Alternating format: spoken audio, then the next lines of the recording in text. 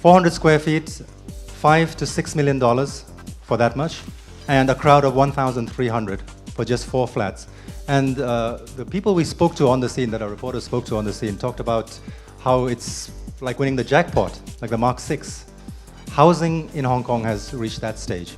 We have to admit it in the Donald Trump period. This means the chief executive from 2007 to 2012. When the work in Let's Go, we understand that actually the amount of land formation is the lowest among all the period. So I think that is why the government has to be very, very careful. Nobody wants to see price to go up crazy or drop significantly. It's very difficult for the government to manage the situation, especially Hong Kong is a small open economy. So what we can do is increase the land reserve, i.e. the supply.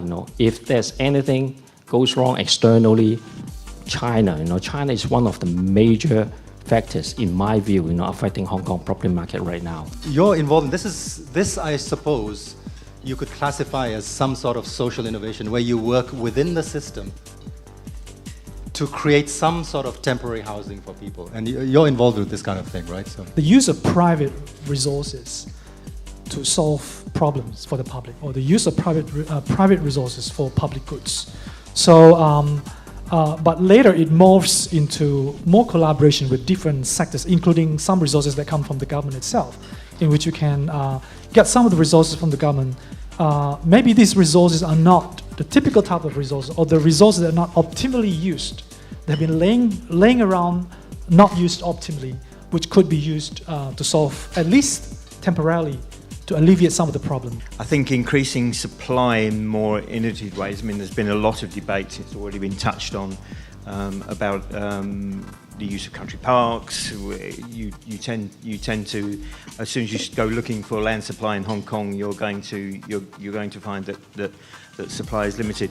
We need to be much more innovative about the ways in which we and the organisations have been set up to be more innovative about the way that we use brownfield land in the NT that's already been touched on, and a lot of that is an institutional response which government needs to take the lead on providing the framework for, but doesn't necessarily have to do things itself.